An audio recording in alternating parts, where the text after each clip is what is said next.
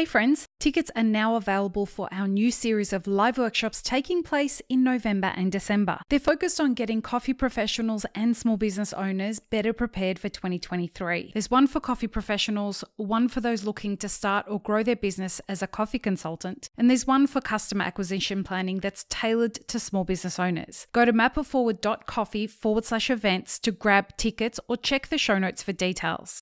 Welcome to the Daily Coffee Pro by Map It Forward, friends. I'm your host, Lee Safar, and we are at the final of our three-part series with Yannis, the SCA CEO. And today we are talking about the three objectives that the SCA is going to achieve or aims to achieve by the end of the decade. Yannis, what are they in your mind? Okay, the end of the decade is 7 years down the road. I can tell you about the next three for sure. Well, it's a brave person in this current climate that that even looks 12 months ahead, right? But I would say what we're aiming to achieve in the short term and what is the vision for the longer term. But that vision resonates with me and some other people in the team. We need to find also support from our board, from everyone, but we can definitely touch upon that. I think the most important thing is to frame properly the discussion about value, discovery, and distribution. I love that. I think as SCA, we want to be able to frame properly that conversation, and provide tools for the industry to have the conversations. You spoke with Peter about the new capping form. There is a thing there that speaks about how we score coffees. And we talk about affective score, which is how much you like a coffee. How much I like coffee from how much you like a coffee might be completely different. I might like chocolate and nutty flavors, and you might like red berries and strawberries, and that's different, correct?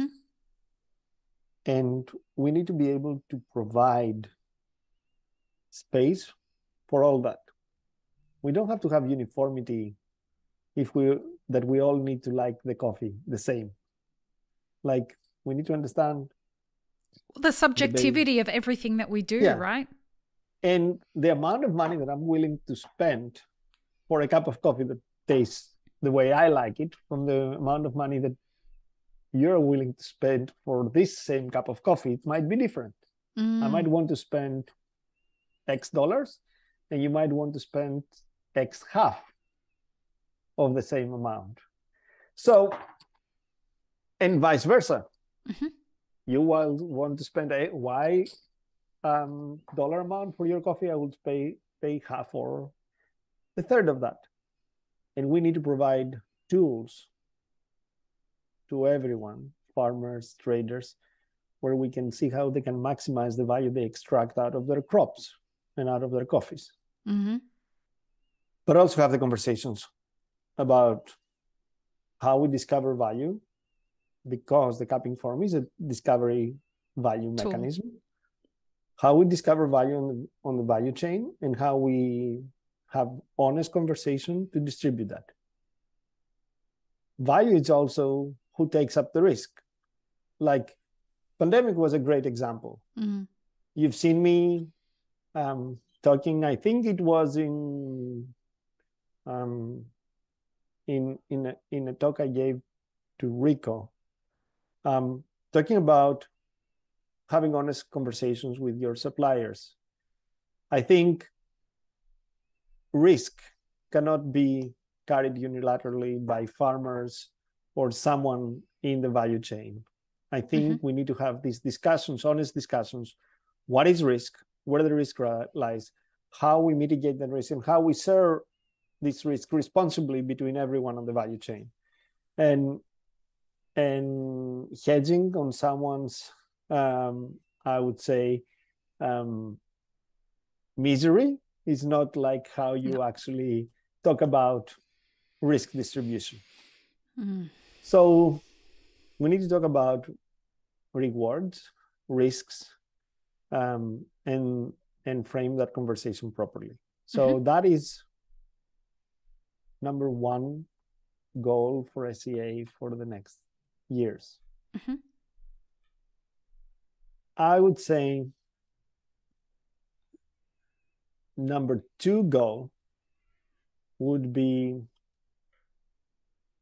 to provide a better community experience to everyone who interacts with SCA, because we had this conversation over the last two episodes of what is SCA, how is SCA doing, and we know that we're not there. So it's more an internal one, but we want to provide a better experience for everyone who interacts with us, who wants to learn more, who wants to get involved more. And that's more an internal one, and that's a more short-term one. And a long-term one would be to engage consumers and to educate consumers.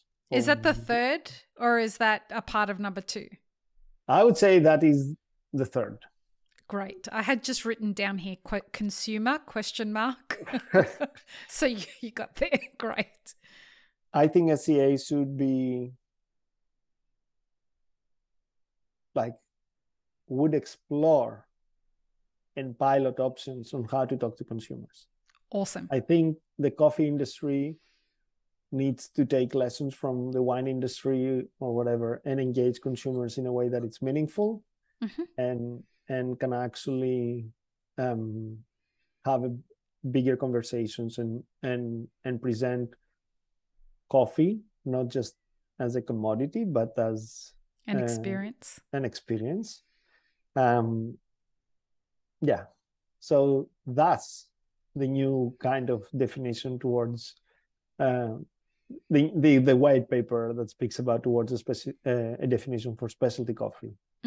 What specialty coffee is: a coffee or a coffee experience recognized for its distinctive attributes. When Shahan Yeretzian came on the podcast and we were talking about what is the future investment that needs to happen with the science of coffee, and I was really surprised by his response, because his number one investment in coffee science was about the consumer. He believes that the majority of the investment needs to be made in understanding the coffee consumer and understanding the different kinds of coffee consumers and how they, what are their buying habits, what are their flavor preferences, all of that kind of stuff. What are they brewing? So in his mind, the most underrepresented part of it is the consumer. I agree with my friend Sahan when it comes to the perspective of we need to learn more about the consumer. He's a researcher. I'll go the other way though. Okay. I don't want to understand yes, of course, I need consumer preferences and mapping that will make the coffee value assessment system even better, because I can map what is this coffee and who might like this coffee, so I can get to sell this coffee more easier. But on the other hand, it's about talking to consumers, educating the consumer that coffee is not just a black drink you take every day. It is an experience. It's an experience that you can live like wine. It's an experience that needs to be rewarded throughout the value chain. Is about making the consumer getting interested into coffee and getting educated about coffee.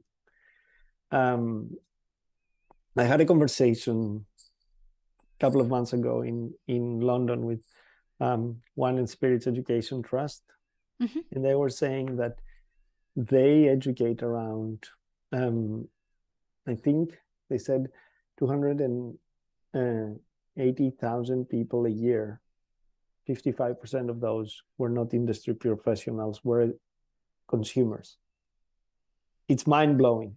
Yeah. It's mind-blowing to understand how many consumers wants to learn about wine, and how few consumers we have that they want to learn about coffee, or they just learn through local seminars. Like, I think we need to get, we've seen all the support for the coffee festivals around the world. And this is great because the consumer wants to embrace coffee. It's a great opportunity for the industry to push forward. Right. Do you think that specialty coffee, do you think that coffee has a branding problem? Because we call all different kinds of coffee, instant coffee, roasted coffee, specialty coffee, cold brew coffee. We call all of it coffee. Do you think we have a branding problem from the perspective of being able to help the consumer understand what we mean by coffee versus specialty coffee?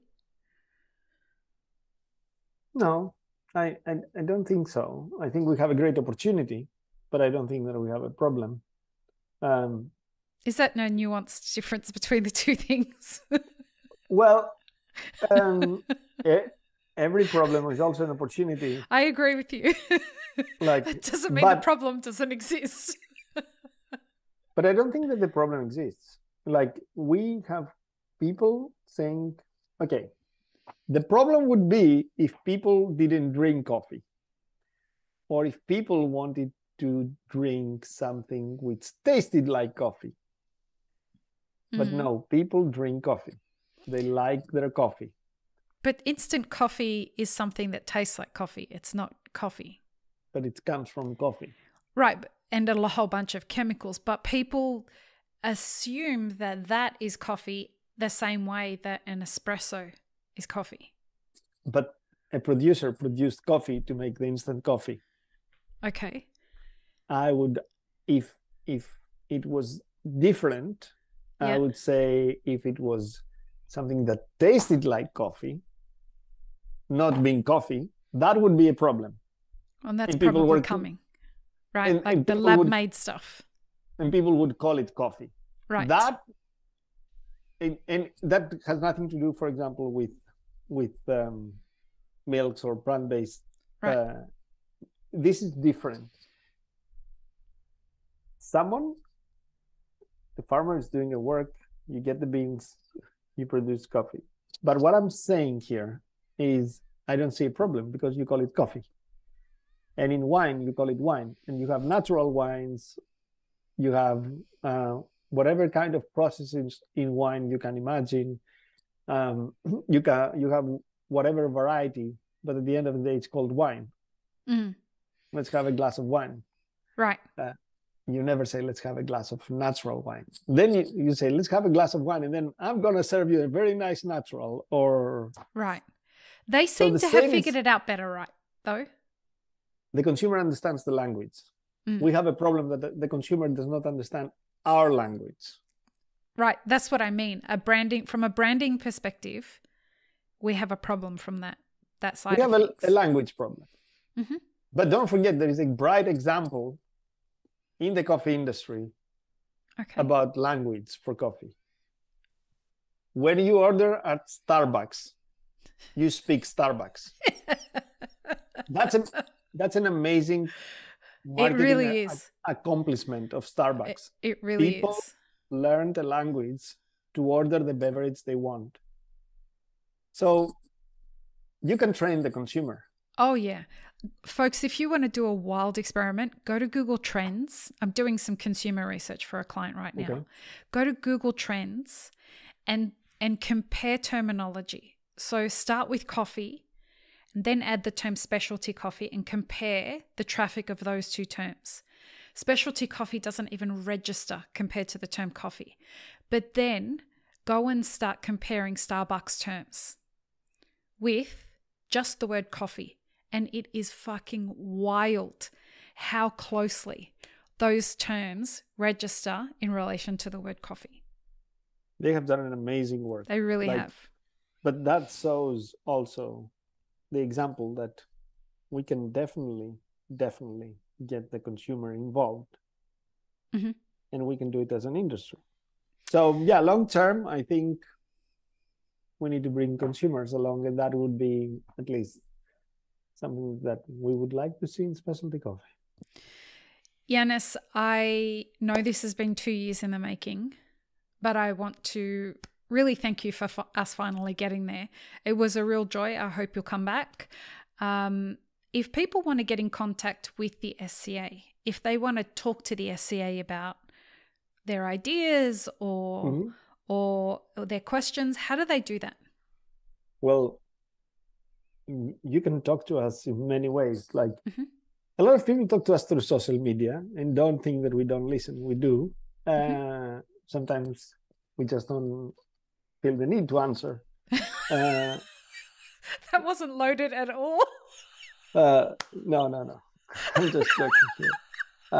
But I would say there are emails. There's get involved at sca.coffee. So there are ways that you can email us and you can find us. Like, come on, like we're in a small industry, and usually some of us are in events around the world. You will see us, you know us, speak to us. Like, it's not that we're not gonna speak.